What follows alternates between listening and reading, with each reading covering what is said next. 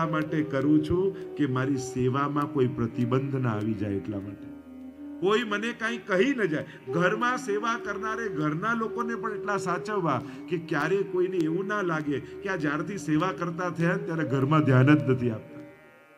ઘણીવાર એવું થઈ જાય. સેવા કરનાર માટે કોઈ આપણે આ ઠાકોરજી સામે કોઈ આંગળી ન ચીંધી જાય, એટલા માટે લૌકિક વ્યવહારમાં ચતુર રહેવું.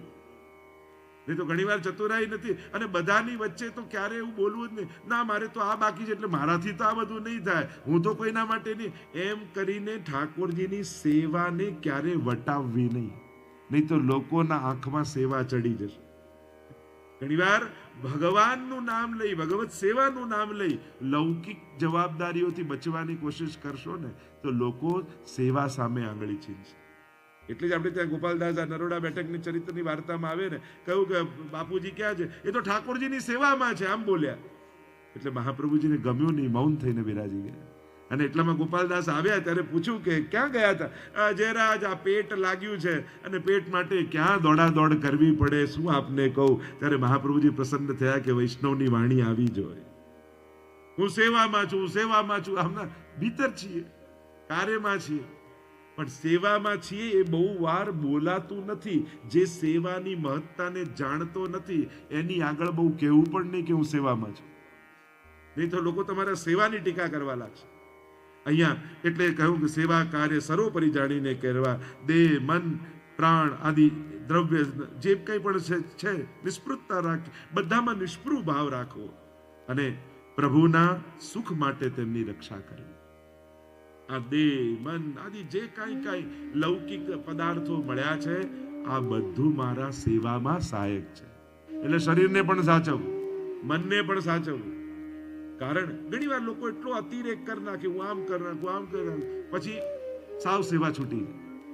બાળકોને ઘરના લોકો કઈ થાકી જાય, રે ડાયાબિટીસ છે, કંઈક લઈ લો ને, નહીં તો પાછા માંદા પડશું, આમ કરશું.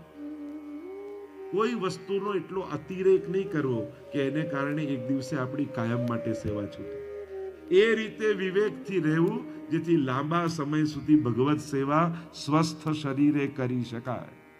એટલે કોઈ વસ્તુનો અતિરેક, પ્રતિકારો યદચ્છાતા સિદ્ધશ્ચેનાગ્રહી ભવેત. જે દુઃખ દૂર કરવાનો ઉપાય મળે એનો અતિરેક નહીં કરવો. દવા ન લે, આ ન લે, પછી બધા ચિંતા કરે, બધાને વાંક શું થાય? આ સેવા કરે છે ને એટલે દવા નથી ખાતી. ઘણી વાર વડીલો માટે છોકરાઓ ફરિયાદ કરતા, જે આપ સમજાવો. આ કોરોના ટાઈમે તો બહુ થયું, થઈ ગયો હોય કોરોના, પણ જાય જ નહીં. છોકરાઓ અમને કે જે આપ કહેશો ને તો જશે ડોક્ટરને, અને અમે કહીએ ત્યારે ટ્રીટમેન્ટ. એટલે કોઈ વસ્તુનો એટલો અતિરેક નહીં કરવો જેથી આપણી ભગવત સેવા છૂટી જાય. એનો વિવેક રાખો. આગળ કહ્યું હંમેશા દૈન્ય રાખવું. વૈષ્ણવ દીનતા ભાવ એ જ વૈષ્ણવનું આભૂષણ છે. 8મું કર્તવ્ય કહ્યું સદા સત્સંગ કરવો. અને સત્સંગનો અર્થ સદભાવનો સંગ છે. ઉત્તમ ભગવદી દુનિયામાં મળવા કઠિન છે, પણ જેને સત્સંગ કરવાની વૃત્તિ છે ને એને એમ થાય આ કીર્તન સારા ગાય, પણ સ્વભાવ બહુ આકરો છે, ક્રોધી બહુ છે, લોભી બહુ છે. એ જ્યારે મળે ત્યારે કીર્તનની જ વાત કાઢવી અને બીજી કોઈ વાત કાઢે તો જય શ્રી કૃષ્ણ કરીને નીકળી જવું.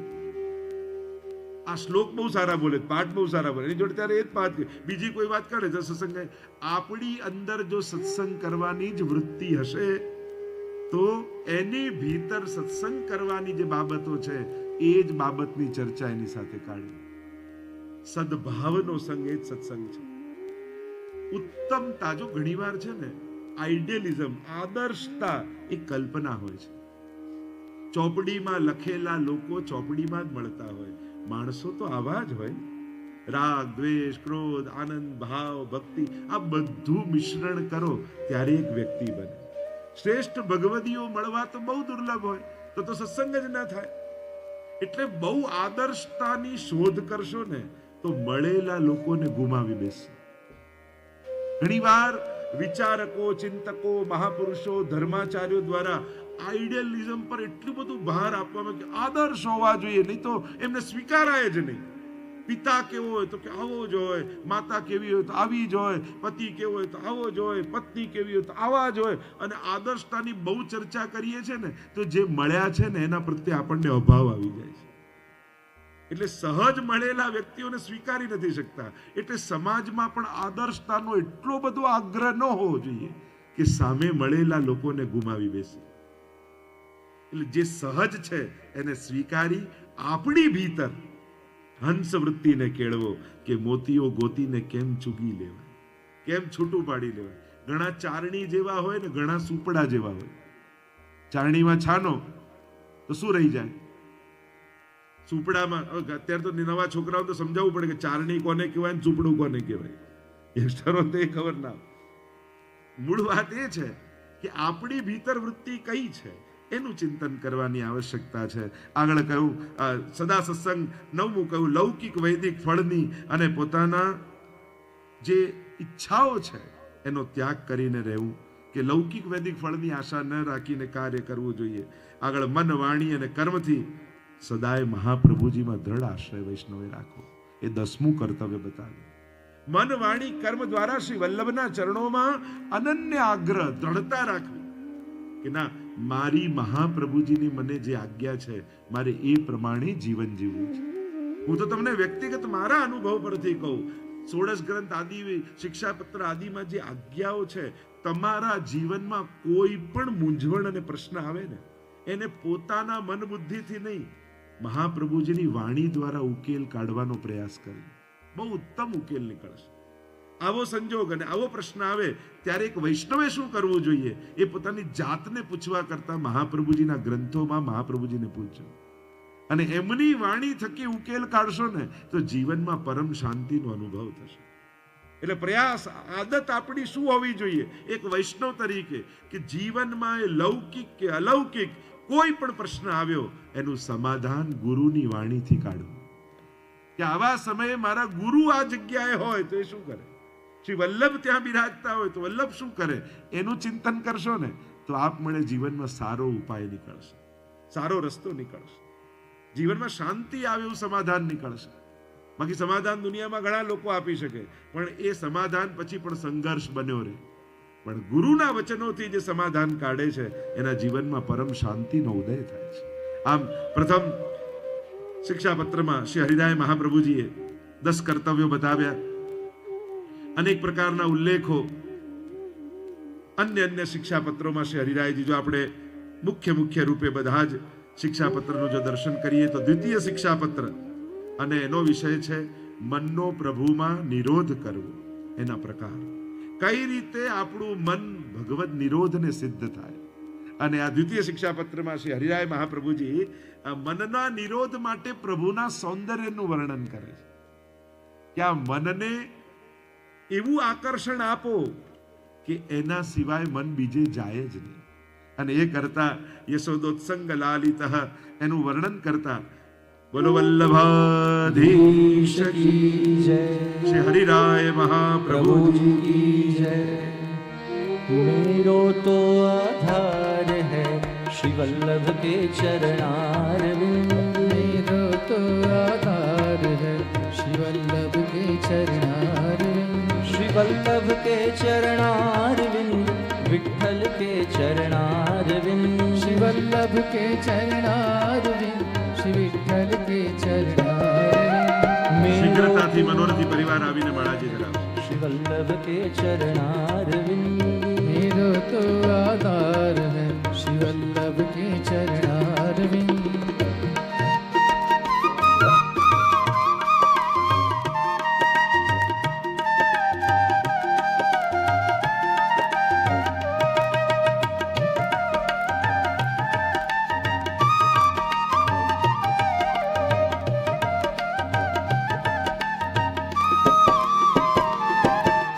मेरे गले को हार है श्री वल्लभ के चरणारविंद, मेरे गले को हार है श्री वल्लभ के चरणारविंद, श्री वल्लभ के चरणारविंद, विठ्ठल के चरणारविंद, श्री वल्लभ के चरणारविंद, श्री विठ्ठल के चरणारविंद.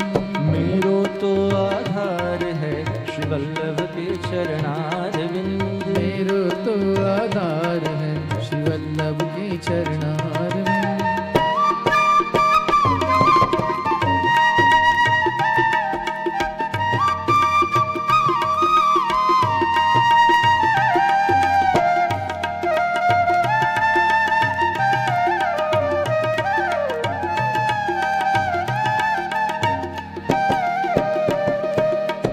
सारन को सार है श्री वल्लभ के चरणारविंद। सब सारन को सार है श्री वल्लभ के चरणारविंद।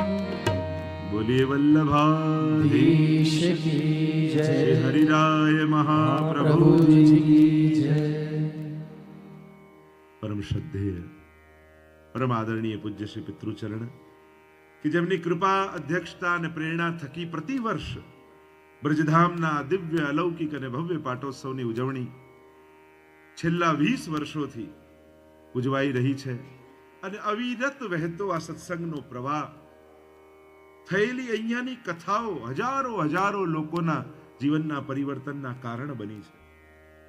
ક્યાંક ઘટના કોઈ પ્રસંગ કોઈ કથા કોઈ એક સ્થાને થાય પણ એના પ્રભાવ હજારો લોકોના જીવનમાં જતા હોય છે અને છેલ્લા 20-21 વર્ષ અને એની પૂર્વના વચનામૃતો અથાગ પરિશ્રમ કરી પૂજ્ય પિતૃચરણે આ એક એવું સુંદર પુષ્પ વિકસાવ્યું છે કે જેની સુગંધ આજે વિશ્વમાં ફેલાઈ છે અને સુગંધ દ્વારા હજારો ભક્તોના જીવનમાં અને હજારો ઘરોમાં ઠાકોરજી પધાર્યા છે। એક વૈષ્ણવી સફળતા અને સાર્થકતા આ વ્રજધામના પાટોત્સવ થકી હજારો ઘરોને અનુભૂત થઈ છે। એવા પૂજ્ય પિતૃચરણ જયદેવલાલજી બંનેલાલન એવં અદિવ્ય સત્સંગનો લાભ લેવા આવેલા સર્વ ભગવદીજનો જે ચર્ચા આપણે કરી રહ્યા છીએ દ્વિતીય અધ્યાયમાં મનનો નિરોધ પ્રભુના સ્વરૂપમાં કેમ થાય એના ઉપાય બતાવવામાં આવ્યા। આ મન પંખી તબ લગી ઉડે વિષય વાસના માહી પ્રેમ બાજ की झपट में जब लगायो नहीं। એને ભગવાનમાં પ્રેમ કરાવી દો અને ભગવાનનો આસ્વાદ એકવાર જેણે કરી લીધો પ્રભુના માધુર્યનો એને સંસાર આપમેળે ફીકો લાગવાનો। જેમ કોઈ પેંડો ખાઈ લે ને પછી ખાંડ નાખેલું દૂધ પીએ તો એને ફીકું લાગે એમ જેણે પ્રભુના માધુર્ય મધુરાધિપતે રખિલમ મધુરમ એવા મધુરાધિપતિ પ્રભુનો આસ્વાદ કર્યો એના સુંદર સ્વરૂપના વર્ણન શ્રી હરિરાય મહાપ્રભુજી દ્વિતીય શિક્ષાપત્રમાં કરે છે કે પ્રભુ કેવા યશોદાજીની ગોદમાં ખેલી રહ્યા છે। વાંકળિયા સુંદર કેશ છે અને એવા પ્રભુ મુક્તા ફલ શોભી રહી છે, અલકાવલી આદિ શોભી રહી છે। સુંદર કમળ પત્ર કર્યા છે પ્રભુના મુખ ઉપર। વાઘનખ પરમાત્માએ પ્રભુએ ધારણ કર્યું છે એટલે કે પ્રભુના એક એક શ્રૃંગાર અને શ્રીઅંગ દ્વારા મનને જ્યારે પ્રભુમાં લગાવશો ત્યારે મન પ્રભુને છોડીને ક્યારેય ક્યાંય નહીં જાય। એવા સુંદર વર્ણન દ્વિતીય શિક્ષાપત્રમાં શ્રી હરિરાય મહાપ્રભુજીએ કર્યા છે અને એટલી સુંદર ચર્ચાઓ ત્યાં કરી છે। તૃતીય શિક્ષાપત્રમાં દુસ્સંગ અને સત્સંગનું નિરૂપણ શિક્ષાપત્રના તૃતીય શિક્ષાપત્રમાં હરિરાય મહાપ્રભુજી કહે છે। સત્સંગ કોને કહેવાય ને દુસ્સંગ કોને કહેવાય? દયારામભાઈ તો કહે કે સ્નેહ કરાવે કૃષ્ણ સુ એને કહીએ સાચો સંગ। સત્સંગ અને દુસ્સંગની સાવ સરળ વ્યાખ્યા છે। જેના મળવાથી ભગવાન ભૂલાઈ જાય એ દુસ્સંગ અને જેને મળવાથી કૃષ્ણમાં પ્રીતિ પ્રગટે એ સત્સંગ છે। પછી એનો સ્વભાવ કેવો ને એનો વ્યવહાર કેવો ને એ બધું જ ગૌણ છે। આપણી તકલીફ શું છે? દુર્ગુણોને યાદ રાખીને આવીએ છીએ, સદગુણો ભૂલી જઈએ છીએ। આપણે એમ કહીએ આ ભલે કીર્તન ભલે ગાય પણ છે બહુ ક્રોધી, પણ એમ ન કહીએ કે બહુ ક્રોધી છે પણ કીર્તન બહુ સારા ગાય છે। આ માળા ભલે બનાવે છે બહુ લોભી, એમ નથી કહેતા આટલો લોભી છે પણ માળા એવી સુંદર બનાવે ને ઠાકોરજી। વસ્તુ એ જ છે, જુઓ છો શું એ તમારા ઉપર છે। તમારે ગુણનું ગ્રહણ કરવું છે તો ગુણને પ્રધાનતા આપીને જુઓ। દોષ દર્શન કરવું છે તો દોષને જોશો તો દૂર જશો, ગુણને જોશો તો નિકટ આવશો। અહીંયા હરિરાય મહાપ્રભુજી બહુ સુંદર વાત કહે, નિધિ પ્રાપ્ત સુસંરક્ષ્યો દુસ્સંગાદિ કહા સદા। તમને ભાવની નિધિ મળી છે અને એની સદાય રક્ષા કરજો। એટલે હું દિવસે કહેતો કોઈ ગાડી બગાડી જાય નુકસાન નથી, કોઈ ઘર બગાડી જાય નુકસાન નથી, કોઈ ધન બગાડી જાય નુકસાન નથી, પણ કોઈ મન બગાડી જાય ને એ બહુ મોટું નુકસાન છે। હંમેશા ભાવની નિધિને બચાવજો। મહાપ્રભુજી એનો બહુ સુંદર ઉપાય બતાવ્યો, અદૂર વિપ્રકર્ષેવા યથા ચિત્તમ ન દુષ્ટતિ। એવી જગ્યાએ રહો એટલી નિકટ નહીં કે એટલું દૂર નહીં જેનાથી મન ન બગડે એવું ડિસ્ટન્સ રાખીને રહો। અને એટલા માટે તમારો અહોભાવ બન્યો રહે। ઘણીવાર વ્રજમાં જઈને નિવાસ કરે તો વ્રજ માટે અભાવ આવી જાય, ઘણીવાર નાથા નિવાસ કરે તો નાથા જવા માટે અભાવ। જે જ્યાં જઈને અભાવ આવે એના કરતા થોડું દૂર રહી એનું ચિંતન કરવું એ શ્રેષ્ઠ છે। જ્યારે તમને એ સ્થાન, વ્યક્તિ, સંજોગ, સમય, વ્યવસ્થા એના માટે અભાવ જેવું લાગવા માંડે ત્યારે એવી જગ્યાએ રહેવા લાગો કે જેનાથી ભાવની અભિવૃદ્ધિ થાય. એમ પ્રકારથી સુંદર ચર્ચાઓ કરી છે. વન્નીવત ભગવત ભાવ, એમ કહ્યું કે આ ભાવ તો એવો છે, અગ્નિ જેવો છે જે જલને સમાપ્ત કરે છે. જો અગ્નિ ઉપર પાણી નાખો તો અગ્નિ બુઝાઈ જાય, પણ એ જ અગ્નિ ઉપર પાત્રમાં ભરીને પાણી રાખો તો એ અગ્નિ પાણીને બાળી નાખે. એમ જ આ સંસાર, આ અગ્નિ આપણા ભગવત ભાવને બાળે એવો છે, પણ એને સત્સંગના પાત્રમાં રાખી દેશો ને તો એ સુરક્ષા થતી રહેશે. એ સંસાર લૌકિકતાને બાળી દેશે. આ જ પ્રભાવ છે. સુંદર ચર્ચા કરી. દુસ્સંગના 6 પ્રકાર બતાવ્યા. એક, અન્ય સંબંધ વાળા લોકોનો સંગ કરવો. જેને ઠાકોરજીમાં ભાવ નથી અને સંસારમાં બહુ આસક્ત છે, વિચલિત મનવાળા વ્યક્તિનો સંગ કરશો ને તો એ તમારી શ્રદ્ધા પણ ડગાવી દેશે. લે, તું તો આટલા પાઠ કરતી તોય તારી જોડે આમ થયું, એટલે આપણું મન ચકડોળે ચડવા લાગ્યું. આ વિચલિત મનવાળા, જેને લૌકિક વ્યવહાર ને લૌકિક લોકોમાં શ્રદ્ધા વધારે છે ને ઠાકોરજીમાં શ્રદ્ધા ઓછી છે, એવાનો સંગ કરવો કે ભલે આમ થયું પણ ઠાકોરજી છે ને બધું સારું થઈ જશે. ઠાકોરજી માથે બિરાજે છે ને બધું સગળું કરે, એમ તમારી શ્રદ્ધાને દ્રઢ કરે એવા વૈષ્ણવનો સંગ કરવો. બીજું દુસ્સંગ બતાવ્યું, લૌકિક આસક્તિ વાળા લોકોનો સંગ. જેને બહુ લૌકિક આસક્તિ હોય ને, જો દુસ્સંગ એટલે ખરાબ વ્યક્તિ નહીં, દુસ્સંગ એટલે જેના સંગથી ભગવાનમાં અભાવ આવે અને સંસારમાં આસક્તિ પેદા થાય, એ બધા દુસ્સંગી છે. એ ગમે તેટલો ભણેલો ગણેલો મોટો પદ પ્રતિષ્ઠા મેળવેલો કેમ ન હોય, પણ એના સંગથી ભગવાનમાં શંકા પેદા થાય તો એ દુસ્સંગ જ છે.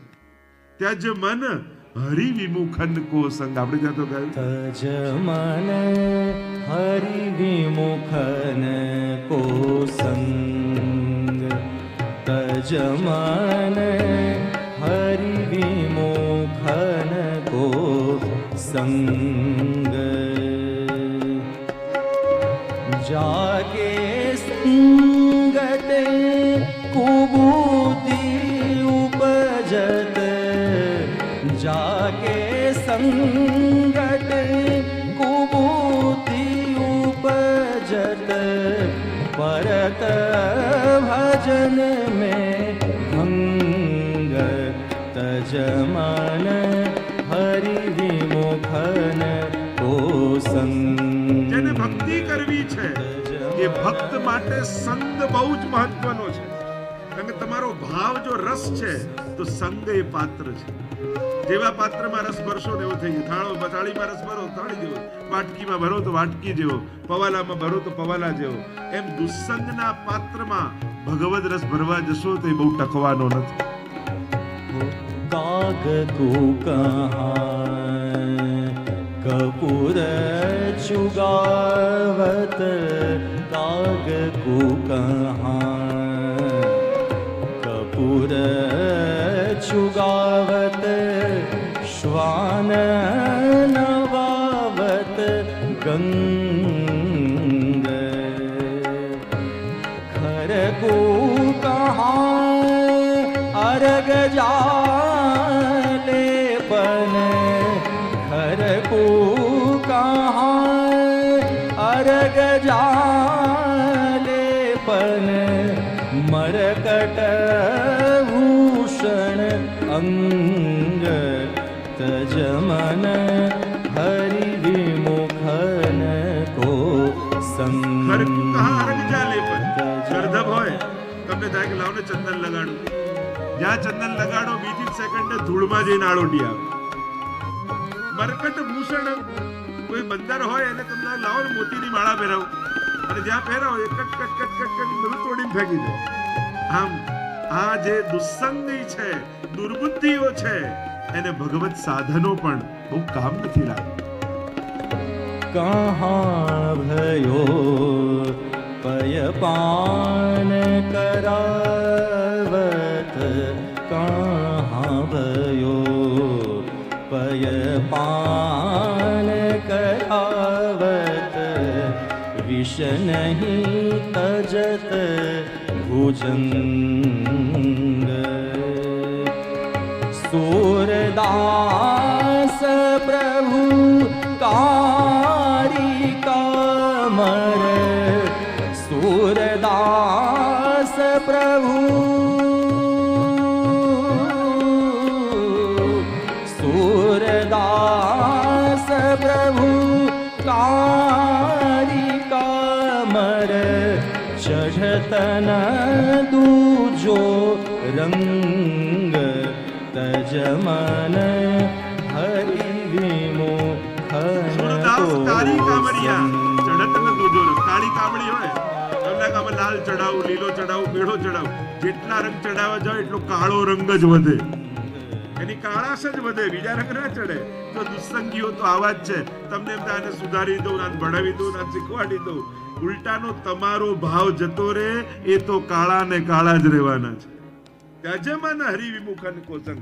અને દુનિયાને સુધારવાની જવાબદારી તમને કોઈએ આપી નથી અને તમારે લેવાની જરૂર નથી. આપણે તો આપણી જાતને સુધારી લઈએ ને એ ઘણું છે. એટલે બીજાને સુધારવામાં પોતાનું બગાડી ન લેતા એટલી સાવધાની રાખો. અહીંયા દુસ્સંગના અનેક પ્રકાર બતાવ્યા. લૌકિક વિષયોનો સંગ, વ્યવહારિક કાર્યોમાં આસક્તિ. ઘણા ભગવત સેવાદી પણ લૌકિકમાં બહુ આસક્ત હોય. આને સાચવી લઉં, આને ખોટું લાગશે. પેલા ભગવાનને ખોટું લાગશે એની ચિંતા ન હોય, પણ દુનિયાને ખોટું લાગશે એની જેને બહુ ચિંતા હોય એ પણ દુસ્સંગી છે. સત્સંગના પ્રકાર બતાવ્યા હરિરાયજી આગળ. શ્રી કૃષ્ણમાં હંમેશા જેને પ્રીતિ રહેતી હોય એ સત્સંગી હોય. ગમે તેવા સંજોગો આવી જાય એને પ્રભુમાં ક્યારે અભાવ ના આવે એ સત્સંગી જીવ છે.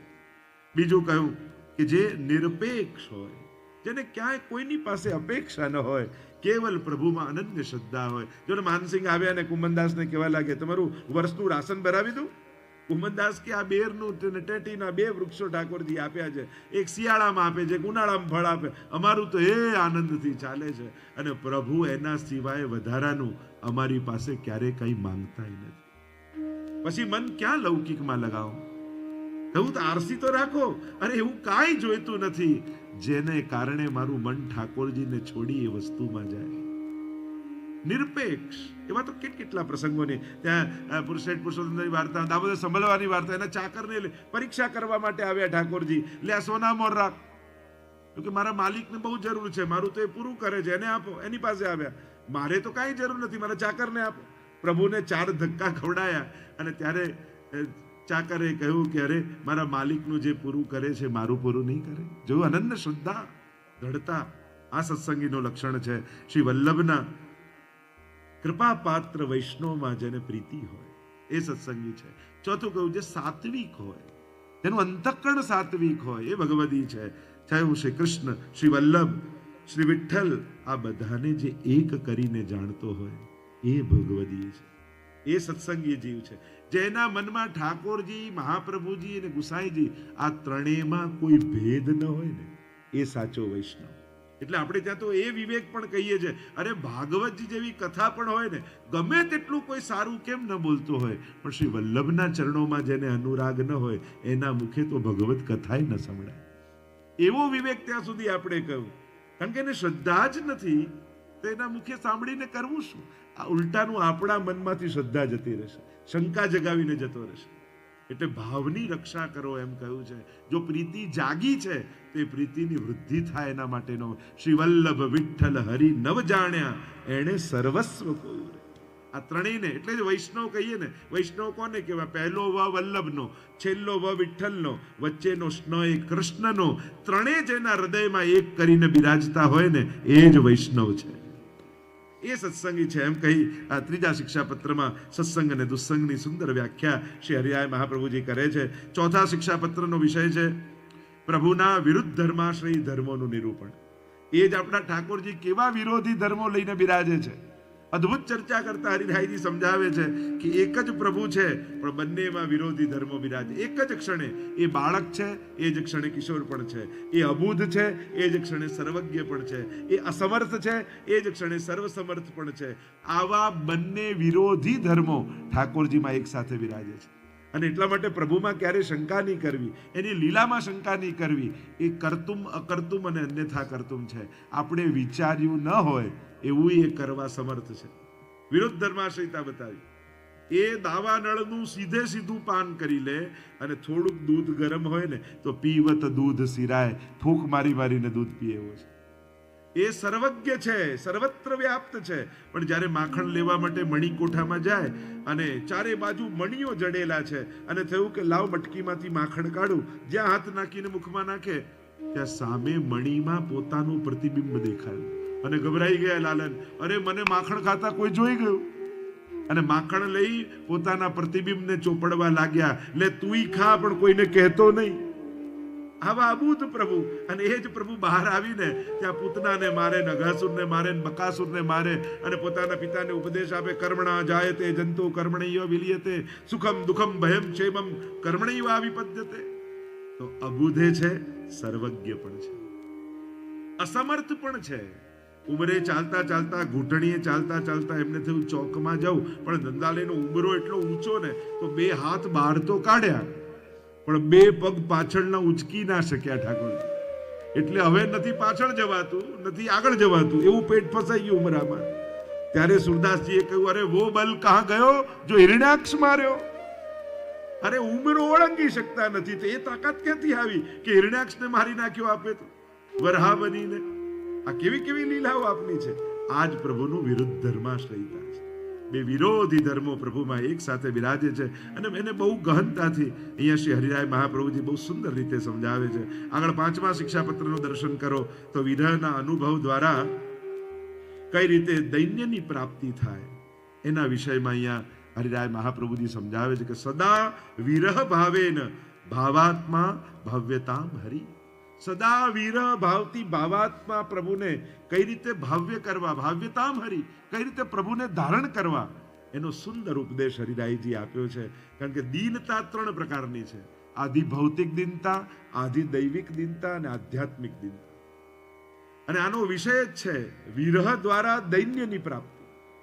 પોતાના દોષોનું ભાન થાય કે છિન છિન મેં અપરાધ, હજારો દોષોથી જીવા સ્વભાવ તો દુષ્ટા. દોષનું ભાન થવું એ સાધારણ ઘટના નથી. કારણ કે લોકો બતાવીને થાકી જાય છે તોય લોકોને દેખાતા નથી. એટલે આપણે ભલે કે દોષ દોષ દોષ, પણ દોષ ક્યાં આપણને આપણા દેખાય. કૃપા ભઈ તબ જાનીએ જબ દીખે અપને દોષ. હરિરાયજી તો કહે કૃપા ત્યારે જાણવી જ્યારે પોતાના દોષોનું ભાન. આ બહુ મોટી ઘટના છે, પોતાના દોષોનું ભાન થવું કે મારી ભીતર દોષો છે.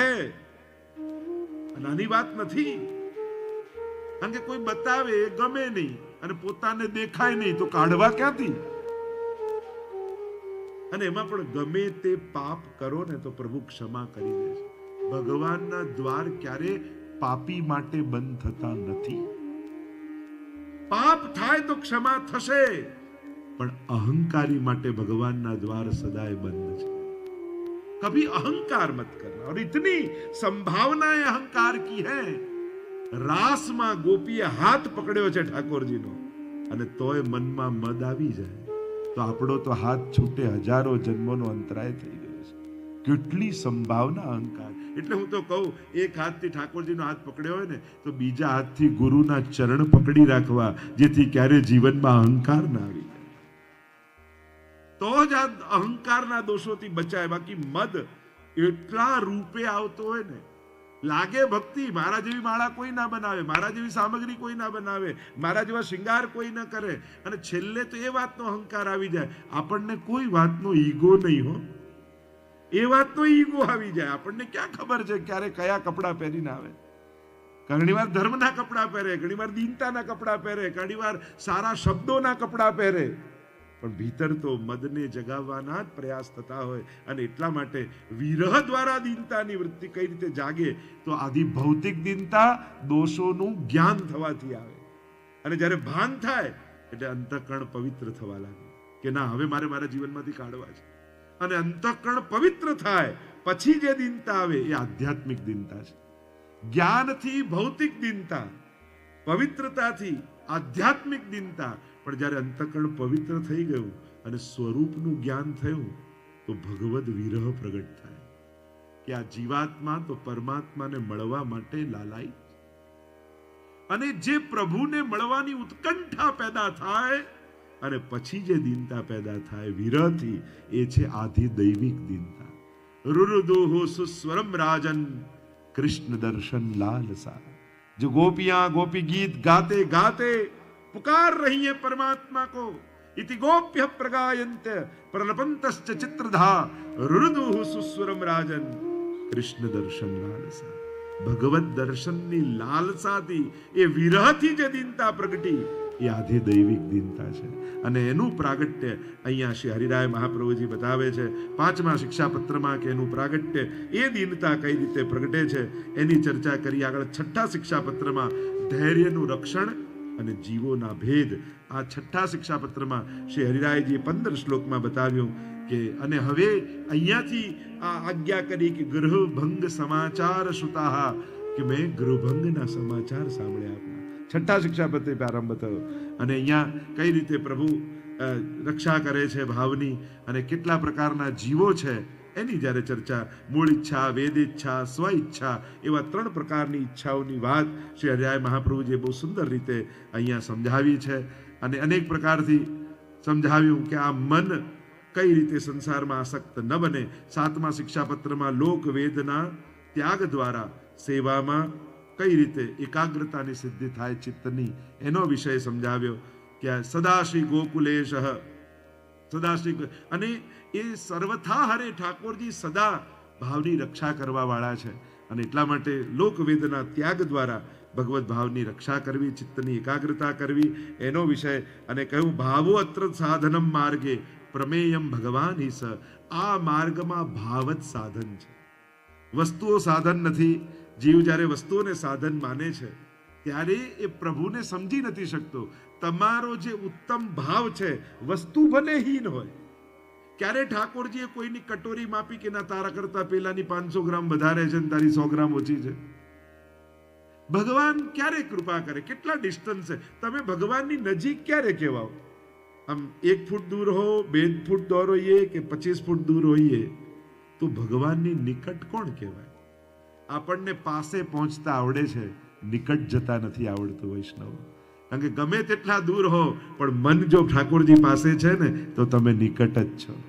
પેલા સસરાજી સેવામાં બેઠા હતા, મનમોચીની દુકાને હતું, નજીક હોવા છતાં દૂર હતા. અને વહુ બહાર સાવરણી કાઢતી હતી, દૂર હોવા છતાં ઠાકોરજીની ખૂબ નિકટ હતી. અને એટલા માટે ભૌતિક રૂપે પ્રભુને વ્યવહાર જગતમાં ન આપો. પ્રભુ ક્યારે તમારા ધરેલા શિંગારને જુએ છે કે આ હીરો કેટલા કેરેટનો છે?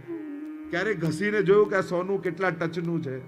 ક્યારે માં જોખીને જોયું કે કેટલા માપનું દૂધ છે? આ બધી લૌકિકતા છે. મનુ તે નહીં લૌકિકમ, અમારે ઠાકોરજી લૌકિક નહીં હે. એ વાટકી નથી જોતા, એ હાથ જુએ છે કે કયા હાથે મને આ રોગ આવ્યું છે. આટલું ગણિત સમજાઈ જશે ને તો પછી વાટકી કેટલી મોટી કે સોનાની છે યાદ નહીં આવે, એનો હાથ કેટલા પ્રેમથી ઉઠ્યો છે એ ઠાકોરજી જુએ છે. અને આ ગણિત જ્યારે સમજાઈ જશે ત્યારે અસમર્થતાનું કારણ બનાવી ઠાકોરજીથી દૂર તમે નહીં રહો. ઘણીવાર અસમર્થતાનું કારણ બતાવી આપણે પ્રભુથી તો 7મા શિક્ષાપત્રમાં સુંદર ઉપદેશ, 8મા શિક્ષાપત્રમાં 11 શ્લોકમાં પ્રભુમાં દ્રઢ વિશ્વાસ અને અન્યાશ્રયનો ત્યાગ, એ વિષયને શ્રી હરિરાયજી સમજાવે છે કે કઈ રીતે પ્રભુમાં દ્રઢ વિશ્વાસ જગાવવો. અને મહાપ્રભુજીની કૃપા થકી એ દ્રઢ વિશ્વાસ કઈ રીતે જાગે છે. વિશ્વાસ સત્ર કર્તવ્યો, અહીંયા કહ્યું વિશ્વાસ જ કર્તવ્ય છે. મહાપ્રભુજીના જે 16 ગ્રંથના વચન, અવિશ્વાસો ન કર્તવ્યમ સર્વથા બાધકસ્તુ સહ. આ માર્ગમાં, ભક્તિના માર્ગમાં કાંઈક જો બાધક હોય તો આપણા મનમાં જાગેલો પ્રભુ પ્રત્યેનો અવિશ્વાસ, કે જો પ્રભુ નહીં કરે તો, નહીં થાય તો, પેલો નહીં આવે તો, નહીં આપે તો, આ જે અવિશ્વાસ છે ને એ જ બાધક છે. એ અવિશ્વાસનો કાંટો મનમાંથી કાઢી નાખો. સંપૂર્ણ દ્રઢ ચરણન કેરો ભરોસો. આ ભરોસો આવી જાય ને પછી સઘળા કાર્યો ઠાકોરજી સિદ્ધ કરવા તત્પર હોય છે. એમ કહ્યું અન્યાશ્રય મહાન એવ બાધકો બીયતામ તતઃ. અન્યાશ્રયથી ડરો, કારણ કે અવિશ્વાસથી જ અન્યાશ્રય પેદા થાય. પ્રભુથી નથી થતું તો પેલા કોઈ અહીંયા ચડાઈ આવશે ને તો કામ થઈ જશે, પછી ત્યાં ચડાવવા જાય, પછી કે ત્યાં મહિનો ગયો ને અહીંયા નથી થતું, અહીંયા ચડાવશો. આમ ચડાવવામાં પોતે ચડી જાય કે. અને એટલા માટે વિશ્વાસ રાખો તો પૂરો રાખો. અને ઠાકોરજીથી વધારે કોઈ આપી પણ કોણ દેવાનું છે? એટલે લોકોની લાલસામાં આવી, આકર્ષણોમાં આવીને જો લલચાયા તો હાથમાં જે હતું ને એ જતું રહેશે. કંઈક મેળવીને નહીં આવો, ઉલટાનું જે હતું એ ગુમાવીને આવશો. અને એટલા માટે મહાબાધક છે. પ્રભુ પર વિશ્વાસ રાખ્યો છે, કંઠી પહેરી છે શ્રીનાથજીની, તો બસ એના થવાનો પ્રયાસ કરો કે બસ તારો થઈ જાઉં ને, એનાથી અધિક બીજું જીવનમાં કાંઈ નથી. એમ કહીને 8મા છે 9મા શિક્ષાપત્રમાં 35 શ્લોકમાં કિશોર સ્વરૂપનું વર્ણન, પ્રેમ, આસક્તિ, વ્યસનના સ્વરૂપ, માર્ગનિષ્ઠા અને આશ્રયનો પરિચય શ્રી હરિરાય મહાપ્રભુજી બહુ સુંદર રીતે કરાવે છે. અને એવા સુંદર વર્ણન કિશોર સ્વરૂપે પ્રભુ વેણુનાદ આદિ કરીને કઈ રીતે ભક્તો પર કરે છે કૃપા. અને અનેક પ્રકારના અન્ન દોષનું પણ કહ્યું કે એનાથી પણ વૈષ્ણવે બચવું જોઈએ. આગળ 10મા શિક્ષાપત્રમાં ભગવત સ્વરૂપ અને ફળ પ્રાપ્તિ તથા વિવિધ પ્રકારની આરતી જે હૃદયમાં તાપ પ્રગટે છે એનું સુંદર વર્ણન છે હરિરાય મહાપ્રભુજી કરે છે. 7 પ્રકારની આરતીનું વર્ણન અહીંયા શિક્ષાપત્રમાં હરિરાયજી 10મામાં કર્યું. લૌકિક આરતી એટલે કે સંસાર આદિની, જ્ઞાન, ધન અને શરીર વગેરેની આરતી, એના દુઃખો. આગળ સગા સંબંધીઓની આરતી, એના સંબંધી સગા સંબંધી દુઃખ. જો આપણે જીવીએ છે તો આપણું દુઃખ જ કેવલ આપણું નથી હોતું, આપણું પ્રેમ જ્યાં જ્યાં છે એનું દુઃખ પણ આપણું જ દુઃખ હોય છે. ઘણીવાર સીધા આપણે દુઃખી નથી હોતા, પણ આપણે જેને સ્નેહ કરીએ છીએ એને જો દુઃખ હોય તો આપણને પણ દુઃખી થઈ જઈએ. તો આપણા જ દુઃખો આપણા નથી, આપણા આત્મીય અને સ્વજનોના દુઃખો પણ આપણા છે. એટલે કે જ્યાં જ્યાં આપણા મનનો લગાવ છે એને દુઃખ આવશે તો આપણને. તો આટલા પ્રકારના દુઃખો કયા? દેશાર્તી, સાધનાર્તી, પ્રારબ્ધ ભોગવવાની આરતી અને વેદ અને સ્વાધ્યાયની આરતી, એવા 7 પ્રકારની આરતીની સુંદર ચર્ચા. આ તો બધા બહુ ગહન વિષયો છે અને એ ચર્ચા કરતા કરતા શ્રી હરિરાય મહાપ્રભુજી 10મું શિક્ષાપત્રને વિરામ આપી 11મું શિક્ષાપત્ર 6 શ્લોકમાં કર્તવ્ય ચતુષ્ટયનું નિરૂપણ કર્યું. 4 કર્તવ્યો શ્રી હરિરાય મહાપ્રભુજી બતાવે છે. અને બહુ સુંદર વાત કરે કે સર્વ ભક્તો જે સર્વદા સર્વભાવૈક ભૂતેષુ સર્વથા હેતુ ભૂતેષુ સર્વથા, મહાપ્રભુજીના ચરણ કમલના આશ્રય દ્વારા જ વૈષ્ણવના સઘળા કાર્યો સિદ્ધ થવાના છે. એમ કહ્યું ને એટલા માટે ચિત્ત શ્રી વલ્લભના ચરણોમાં રાખવું. પ્રીત બધી શ્રી વલ્લભ પદસો ઓર ન મન મેં આવ. સિદ્ધ ભક્તના લક્ષણ બતાવ્યા. ગુણગાનમ તથા દુઃખ ભાવનમ દૈન્યમેવ ચ તથા ત્યાગ સિદ્ધદ્રશ કૃતમેત ચતુષ્ટયમ. 4 લક્ષણ એ ચતુષ્ટય ભગવદીના છે. એક ભક્તમાં કેવા લક્ષણ હોય? પહેલું કયું? ગુણગાનમ તથા દુઃખ ભાવનમ, જેના વાણીમાં સદા ભગવત ગુણગાન રહેતા હોય, વાતે વાતે જેના મુખમાંથી પ્રભુની ગુણગાન નીકળતા હોય એ ભક્ત. તથા દુઃખ ભાવનમ, બીજું લક્ષણ વૈષ્ણવનું, સદા જેના હૃદયમાં વિરહ ભાવ રહેતો હોય, પ્રભુ ક્યારે આવું લાભ આપશે, પ્રભુ ક્યારે આવી સેવા આપશે, એવો દુઃખ ભાવ, વિરહ ભાવ જેના મનમાં હોય. તથા ત્યાગ, જેના મનમાં બહુ લૌકિક આસક્તિ ન હોય. લૌકિકને ત્યાગી ન શકીએ પણ લૌકિકતાને તો ત્યાગી શકાય ને. અને જ્યારે લૌકિકતાને છોડીને જે જીવતો હોય અલૌકિકતામાં, એ વૈષ્ણવનું લક્ષણ છે. અને કહ્યું તથા ત્યાગ સિદ્ધદ્રેશ કૃતમેત ચતુષ્ટયમ. આ 4 લક્ષણો બતાવ્યા છે. ગુણગાનમ તથા દુઃખ ભાવનમ વિરભાવ. દૈન્યમ, ત્રીજું લક્ષણ કહ્યું દૈન્ય, જેનામાં દીનતા હોય. આ 4 લક્ષણ સિદ્ધ વૈષ્ણવના છે. એમ 11મા શિક્ષાપત્રમાં સુંદર ચર્ચા કરી. 12મું શિક્ષાપત્ર એ વિરહ ભાવના દ્વારા ભગવત સ્મરણનું સુંદર ચિંતન કર્યું છે કે કઈ રીતે સ્વામીજીના ને 64 નામો ત્યાં સ્વામીજીના મુખમાંથી પ્રગટ થયા છે. અને પ્રભુના અલૌકિક નામોનું ગુણગાન કઈ રીતે હરિરાયજી કરે છે. 13મા શિક્ષાપત્રમાં સર્વ સ્થળેથી ચિત્તની નિવૃત્તિ કરી અને ભગવાનના ચિત્તનો નિરોધ પ્રભુમાં કરવો, એના ઉપાય અહીંયા હરિરાયજી બતાવે છે. કાલહ કરાલહ, કાલ બહુ કરાલ છે, કોઈને છોડે એવો નથી, પણ જે પ્રભુની સન્મુખ અવતાર રાખે છે એ જ કાળના પ્રભાવથી બચી શકે છે. એમ શ્રી હરિરાય મહાપ્રભુજી બતાવે છે. શ્રી વલ્લભનો આશ્રય કરવો જોઈએ. આગળ 14મા શિક્ષાપત્રમાં દુસ્સંગથી બચવા માટે અન્ય આશ્રયના ત્યાગના ઉપાય શ્રી હરિરાય મહાપ્રભુજી બતાવ્યા છે. કઈ રીતે દુસ્સંગથી બચી શકાય. આગળ 15મા શિક્ષાપત્રમાં ભગવત સ્મરણ એ વિષય દ્વારા ઉલ્લેખ કર્યો. કઈ રીતે પ્રભુનું સ્મરણ જીવનમાં બન્યું રહે એની સુંદર ચર્ચા અહીંયા હરિરાયજી કરે છે. 16મા શિક્ષાપત્રમાં ચિંતાની નિવૃત્તિ બતાવી. મન છે તો ચિંતા છે, આસક્તિ છે તો ચિંતા છે, સહજ છે. જેને ચિંતા ન થતી હોય એની આપણને ચિંતા થાય કે આને કોઈ ચિંતા નથી થતી. ચિંતા તો બહુ સહજ છે, પણ એ ચિંતાને કઈ રીતે ચિંતનમાં ફેરવી પોતાનો આત્મોદ્ધાર કરી લેવું એ શ્રી હરિરાય મહાપ્રભુજી આપણને બતાવે છે. અને સુંદર ઉપાયો, એટલા સુંદર ઉપાયો. હરિરાયજીએ કોઈ એવી વાત કરી નથી કે જે આજના સમયમાં સંભવ ન હોય. આ બધા ઉપાયો સંભવ છે આજના સમયમાં. એવા ઉપાયો હરિરાયજી બતાવ્યા છે. અને એટલા માટે આજે પણ સટીક છે આ શિક્ષાપત્ર. 17મા શિક્ષાપત્રમાં વૈષ્ણવી જીવન માટે આવશ્યક ત્યાગ અને અત્યાગની વૃત્તિ બતાવી કે આજના સમયમાં વૈષ્ણવે કઈ વસ્તુ છોડવી ને કઈ વસ્તુ પકડવી, એની સુંદર ચર્ચા અહીંયા હરિરાયજી કરે છે. અને એવા સુંદર ઉપાયો હરિરાયજી આપણને બતાવે છે. 18મા શિક્ષાપત્રમાં ઉદરભરણની ચિંતા છોડી અને સેવા સ્મરણ જીવે કરવા. જે બધાનું પૂરું કરે છે એ તમારું પણ કરશે જ, આ વિશ્વાસ રાખો. ઉદરભરણની ચિંતા છોડી એટલે મહાપ્રભુજી કહે છે ને કે બધું જ અવ્યાવૃત્તો ભજેત કૃષ્ણમ પૂજ્યા શ્રવણાદિભી. અવ્યાવૃત થઈને પણ કરશો ને, એક વસ્તુ યાદ રાખો, લૌકિક ભાગ્યમાં લખ્યું છે તો લોકો તમે દરવાજા બંધ કરશો ને તોય નીચેથી ચેકો નાખી જશે. કારણ કે તમારા ભાગ્યનું તમારે ભોગવવાનું જ છે. એ સુખ હોય કે દુઃખ હોય. કોઈ એમ કે મારે સુખી થવું જ નથી, નક્કી જ કરે તોય સુખ આવવાનું જ, કારણ કે તમે નસીબમાં લખાવી લાયા છો. અને કોઈ કે મારે દુઃખ નથી ભોગવવું તોય ભોગવવું પડશે. તો લૌકિક ભાગ્યમાં છે તો ભોગવવાનું રહ્યું, પણ અલૌકિક એવું છે કે તમે મેળવવાની કોશિશ નહીં કરો તો તમારા જીવનમાં ક્યારે આવવાનું નથી. અને એટલા માટે લૌકિકને ભાગ્ય ભરોસે છોડજો અને અલૌકિકને કર્મ પર રાખજો. કે જો હું આ 3 કલાક સત્સંગમાં ન ગયો તો ગયું. હંમેશા ભય રાખો કે જો હું નહીં મેળવું તો જતું રહેશે અને પછી પાછું નહીં આવે. સાચી વાત છે, ક્ષણો સરી ગઈ તો ગઈ.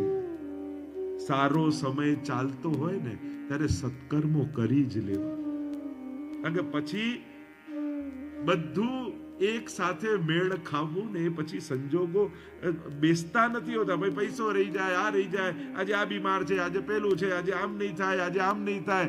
સમય ચૂકી ગયા તો ગયું. સારો સમય કયો કહેવાય? જે સમયે સત્કર્મ કરવાનો વિચાર આવ્યો હોય ને એનાથી સારો બીજો કોઈ સમય નથી. એને જો સંજોગોને ટાળી દીધા, ગયા એ ગયા. ઘણા લોકોને ઓળખું છું, કેટલા સમયથી કરાવવા ઈચ્છે છે પણ મેળ ખાતો જ નથી. કાંઈને અનુકૂળ હોય તો અમને અનુકૂળ ના હોય, અમને અનુકૂળ હોય તો એને અનુકૂળ ના હોય, એને ભાવે તો ઘરમાં કોઈ બીમારી અને આને એમ કહીને કાંઈક ને કાંઈક ચાલ્યા જ કરે. અને એટલા માટે સારા સમયો ચાલતા હોય ત્યારે માનવું ઠાકોરજી ઈચ્છે છે કે તું સત્કર્મ કરી લે. એટલે જ પ્રભુ સારો સમય આપેલો. રાજાના પ્રસંગમાં કહેતા ને કે પેલો રાજા બહુ ઉદાર હતો ને બધાને બહુ વાંટતો, તો એના પ્રધાનને નહીં ગમતો. એને તો કે આ બધું લૂંટાવી દેશે, બધા લઈ જશે. એકવાર બધું આપતો હતો ને તો ટોણ માર્યો પેલા પ્રધાન. એમ કહ્યું, મહારાજ, જો રાજાએ કહ્યું જો બધા કેવા મારી પાસે લેવા માટે આવે છે. એટલે પ્રધાને ટોણ મારીને કહ્યું કે મહારાજ, ગોળ હોય ને ત્યાં માખી આવી જ જાય. અને આ વાત રાજાના મનમાં રહી ગઈ. આખી રાત ફરતી હતી. અડધી રાતના રાજાને વિચાર આવ્યો અને પ્રધાનને બોલાવ્યો કે હમણાં રાજા બોલાવે છે. અડધી રાતના કઈ યુદ્ધ છેડાયું છે એ ખબર નહીં, પણ સભામાં બેઠા છે એકલા અને તમને બોલાવે છે. પ્રધાન તો તૈયાર થઈને દોડ્યો અને સભામાં એકલા રાજા સામે એક ટેબલ ઉપર ગોળની ઢેલી પડી. પ્રધાન કહે કે શેના માટે બોલાવ્યો? કે તે કહ્યું તું સવારે કે ગોળ હોય ત્યાં માખી આવી જ જાય. જો ગોળનો ઢેલી પડી છે ને એકે માખી નથી. પ્રધાને કહ્યું કે મહારાજ, દિવસ હોય તો માખી આવે ને, રાતના ક્યાંથી આવે? રાજાએ કહ્યું, મારા દિવસો ચાલે છે ને એટલા માટે લોકો આવે છે. જો મારા દિવસો ન હોય તો બધોય ઢગલો કરું તો કોઈ લેનારું ના હોય. આ મારો દિવસ ચાલે છે. એમ તમારા દિવસો ચાલતા હોય ને, હું તો મનોરથીઓને કહીશ, આ 7 દિવસ તમારા દિવસો હતા અને એટલા માટે તમે લાભ લઈ શકો. જે ઉપસ્થિત રહી શક્યા, તમારા દિવસો ચાલતા હતા એટલે તમે લાભ લઈ શક્યા. આ સૌભાગ્ય છે. અહીંયા સુંદર ચર્ચાઓ કરી છે કે ઉદરભરણની ચિંતા છોડી અને ઠાકોરજીની સેવામાં જોડાવવું. આગળ અનેક પ્રકારની સુંદર ચર્ચા 19મા શિક્ષાપત્રમાં હરિરાયજી આજ્ઞા કરે છે કે કલિયુગ સત્પુરુષોની મતિને પણ ભ્રષ્ટ કરી દે છે. આ કાળનો પ્રભાવ એવો છે કે દુષ્ટોને તો બળ આપે પણ સત્પુરુષોની દ્રષ્ટિને પણ શંકાથી ગ્રસિત કરી નાખે છે. એવો જ્યારે કાળ ચાલી રહ્યો છે, એવા સમયે 3 ઉપાય સત્સંગ કોનો કરવો? એક, શ્રી મહાપ્રભુજીના વાણી પર જેને દ્રઢ શ્રદ્ધા હોય, બીજું જે દંભ રહિત હોય, અને ત્રીજું કહ્યું જેને ઠાકોરજીની સેવા અને કથામાં જેનું ચિત્ત સદાય તત્પર રહેતું હોય એનો સંગ કરશો તો જ આમાંથી બચી શકાય એવું છે. આમ કહી આગળ 20મા શિક્ષાપત્રમાં શરણાગત જીવના કર્તવ્યો બતાવવામાં આવ્યા. 6 પ્રકાર જીવના કર્તવ્યો બતાવ્યા છે હરિરાય મહાપ્રભુજીએ. લૌકિક નિંદાનો ભય ન રાખવો. જેણે ભક્તિ કરવી હોય એને લોકો શું કહેશે, લોકો શું કહેશે, લોકો શું કહેશે આવું ચિંતા કર્યા પછી, અને આવી ચિંતાને કારણે અલૌકિક મૂકી નહીં દેવું. કારણ કે લોકો તમારા ગયા પછી એમ જ કહેવાના, જો આખી જિંદગી લૌકિક કરી પણ ક્યારે ભગવાનનું નામ ના લીધું, જીવનભર લેવા નહીં દે અને મર્યા પછી એમ કહે છે કે લીધું નહીં, તો આ સંસારના ભરોસે બહુ રહેશો તો એ તમને લૌકિકે નહીં થવા દે અને અલૌકિકે નહીં થવા દે. એના કરતા ગુરુના વચન ઉપર જીવશો તો આત્માનું કલ્યાણ થઈ જશે. અને એટલે વલ્લભની વાણી પર ભરોસો રાખીને રહો, લોકોની ચિંતા છોડી દો. કારણ કે લોકોનું બહુ સાંભળનારાઓ ભગવાનનું સાંભળવાનું ચૂકી જાય છે અને આત્મકલ્યાણથી વંચિત રહી જન્મ મરણના ચક્કરમાં પડી જતા હોય છે. આગળ કહ્યું લૌકિક આસક્તિ છોડી ભગવદ આસક્તિ વધારવી, સતત અષ્ટાક્ષરનું સ્મરણ જીવે કરવું જોઈએ, અસમર્પિતનો ત્યાગ કરી ભગવત સેવા કરવી જોઈએ અને ભક્તિ માર્ગીય પ્રકારથી ગુણગાન કરી અવિશ્વાસનો ત્યાગ કરવો જોઈએ. આમ 6 કર્તવ્યો આગળ બતાવ્યા છે. આગળ 21મા શિક્ષાપત્રમાં ચિત્ત પ્રભુમાં એકાગ્ર ન થવાના કારણો અને એના ઉપાયો બતાવ્યા હરિરાયજી. શેના કારણથી આ ચિત્ત ભગવાનમાં જતું નથી? ખબર છે કે આનાથી ઉત્તમ બીજી કોઈ સ્થાન નથી, છતાંય મન ભગવાનમાં કેમ નથી? એના અનેક પ્રકારના કારણો બતાવ્યા. 5 પ્રકારની ચર્ચા કરી છે. કાળ દોષનું પણ કારણ બતાવ્યું. આગળ 22મા શિક્ષાપત્રમાં ભાવનું સ્વરૂપ બતાવ્યું કે આ ભાવનું સ્વરૂપ શું છે. મર્યાદા માર્ગીય પ્રમાણ પ્રમેય સાધન ફળ અને પુષ્ટિ માર્ગીય પ્રમાણ પ્રમેય સાધન ફળની ચર્ચા કરી. 23મા શિક્ષાપત્રમાં ચિંતા નિવૃત્તિના ઉપાય બતાવ્યા કે આ જીવનમાં અનેક પ્રકારની ચિંતાઓ લાગી છે, એની નિવૃત્તિ કઈ રીતે થાય એના સુંદર ઉપાયો બતાવતા ઘણી લાંબી સરસ ચર્ચાઓ કરી છે. 24મા શિક્ષાપત્રમાં ચિંતાનો ત્યાગ કરી ભગવત સેવાદી ભગવત ધર્મો કરવા એના સુંદર ઉપાયો બતાવી અને અનેક પ્રકારની ચર્ચા શ્રી હરિરાયજી કરે છે. 25મા શિક્ષાપત્રમાં શ્રી મહાપ્રભુજીના ચરણ કમળનો દ્રઢ આશ્રય કરવો એવો ઉપદેશ હરિરાયજી આપ્યો છે. અને શ્રી મહાપ્રભુજીની કૃપા થકી જ પુષ્ટિ માર્ગ ફલિત થવાનો છે. ગમે તેટલી આપણાથી ભગવત સેવા આદિ બધા કાર્યો કર્યા પણ જો વલ્લભમાં શ્રદ્ધા નથી તો પ્રભુ પણ આપણી સેવાનો અંગીકાર કઈ રીતે કરશે? 26મા શિક્ષાપત્રમાં પુષ્ટિ જીવનું કર્તવ્ય બતાવ્યું છે. અવિરુદ્ધમ અહીંયા કહ્યું કે જે કઈ રીતે જીવનું પુષ્ટિ જીવનું સાચું કર્તવ્ય શું છે એની સુંદર ચર્ચા કરી. 27મા શિક્ષાપત્રમાં પુષ્ટિ માર્ગના બાધક 40 દોષો હરિરાયજી બતાવ્યા. આ 40 દોષો છે અને 9 ગુણોનું નિરૂપણ હરિરાયજીએ કર્યું. બહુ સુંદર છે, વિચારવા જેવા છે. આ એક દોષોનું ચિંતન કરવા જેવું છે. ક્યાંક મારા જીવનમાં 40માંથી કોઈ એક દોષ તો પ્રવેશ તો નથી કર્યો ને. અને સુંદર 9 ગુણોની પણ ચર્ચા કરી છે કે કઈ રીતે 9 ગુણો દ્વારા આમાં સિદ્ધ થઈ શકાય છે. 28મા શિક્ષાપત્રમાં 24 શ્લોકમાં સ્વદોષ દર્શન કરાવ્યું ને ક્ષમા યાચના કરાવી. સ્વદોષનું દર્શન કઈ રીતે જીવે કરવું અને કઈ રીતે ક્ષમા માંગવી. 29મા શિક્ષાપત્રમાં ભગવત ધર્મના પાલન માટે બુદ્ધિની દ્રઢતાનો નિરૂપણ હરિરાયજી કરે છે કે આ ભગવત ધર્મનું નિરૂપણ કઈ રીતે, બુદ્ધિનું રક્ષણ કઈ રીતે થાય, આપણે આપણી બુદ્ધિનું આ કલિયુગની રક્ષા કઈ રીતે કરી શકીએ. 5 રસ્તાઓ 5 લક્ષણ હરિરાયજી બતાવે છે. પહેલું, મહાપ્રસાદનું ભક્ષણ કરવું. અસમર્પિતનો ત્યાગ કરી કેવલ પ્રભુને ધરેલું જ લે એના બુદ્ધિનું ઠાકોરજી રક્ષણ કરતા હોય છે. ભગવત પ્રસાદી ગ્રહણ કરે છે ને બને તો કોઈએ પણ પ્રભુને સમર્પિત લેવાનો આગ્રહ નિયમ લીધો હોય તો પોતાના લૌકિક સુખ માટે કોઈનો નિયમ તોડાવવો નહીં અને એમાં કોઈ ઈગો વચ્ચે લાવવો નહીં. અમારે ઘરે કેમ ના લો, અમે કઈ નાના છીએ મોટા, આ નાના મોટા કરવા માટે નથી. બધાને પોતાના લૌકિક વ્યવહારને ખુશ કરવા કોઈના ધાર્મિક નિયમો તોડાવવામાં તમને મજા શું આવે છે? આટલી પણ મેચ્યોરિટી આપણા સમાજમાં નહીં. જોને ક્યાંય લેતા નથી કે તો કોઈ મોટું, તમે મોટા થાવ, કોણ ના પાડે છે? જો આનાથી મોટા થઈ જવાતું તો થઈ જાવ. અરે બીજા ધર્મોમાં જુઓ, કોઈ 28 કરે, કોઈ વ્રત કરે ને તો એમના સંપ્રદાયના લોકો એનો વરઘોડો કાઢે કે આણે ધર્મના નિયમો પાડ્યા. અને આપણા તો કોઈ નિયમ લે ને તો એની ટીકા કરી કરી જ્યાં સુધી એને નિયમ છોડાવી ના દઈએ ને ત્યાં સુધી આપણને શાંતિ જ ના થાય. જે પાળે છે એને પાળવા દો ને. એને પ્રોત્સાહિત કરો કે ના, અમારા લૌકિક ખુશી માટે તું તારો નિયમ ના તોડતો, તે જે આટલો ઉત્તમ નિયમ, અને એવા આશીર્વાદ અમને આપ કે તારા જેવો નિયમ અમે રાખી શકીએ. એની પાસે આશીર્વાદ માંગો. કોઈ ભગવત ભજન કરે છે, કોઈ સેવા કરે છે, કોઈ ભક્તિ કરે છે, તો લૌકિક ખુશી માટે અલૌકિક નિયમ તોડાઈ દેવા ના. ભલે લગન પણ હોય તો કે ના, એવો આગ્રહ અમારા માટે નિયમ બાંધછોડ ન કરતા. તમે કહો તો હવેલીમાંથી પાતળ લાવી આપીએ, તમે કહો તો ફ્રૂટ લાવી આપીએ. તમારો નિયમ ન તૂટતો હોય એ રીતે અમારી જોડે રહેજો. પણ અમારા લૌકિક પ્રસંગે આવી કોઈ ભગવદીથી ભગવાન દૂર થઈ જાય એવું કાર્ય અમારા પ્રસંગમાં ન કરતા. અમારે તો આશીર્વાદ જોઈએ છે, અને કોઈના આશીર્વાદ ત્યારે મળે જ્યારે કોઈને પ્રભુ તરફ જોડીએ. અને એટલા માટે આપણા લૌકિક ખુશી માટે કોઈના અલૌકિક નિયમો તોડાવવાની એટલી મેચ્યોરિટી ચોક્કસ રાખે. અહીંયા સુંદર ચર્ચાઓ આવી. એક તો ભગવત, બીજું કહ્યું પ્રભુની સેવા કરવાથી બુદ્ધિની રક્ષા થાય છે. જે રોજ પ્રભુની સન્મુખ ઉભો રહે, પ્રભુ એને કાળથી બચાવે છે. ત્રીજું કહ્યું સદા સત્સંગ જે કરતો હોય એની બુદ્ધિ વિશુદ્ધ રહે છે. ચોથું કહ્યું જે કૃષ્ણ કથાનું શ્રવણ સદા કરે છે એની બુદ્ધિ વિશુદ્ધ રહે છે. અને પાંચમું કહ્યું જે પ્રભુ, જેના મુખમાં પ્રભુના ગુણગાન સદા રહે છે, હરિ રસ તબહી તે જાય પૈયે. ક્યારે ભગવદ રસનું પાન થાય? સ્વાદ, વિવાદ, હર્ષ, આતુરતા, ઇતને દંડ જો સહી.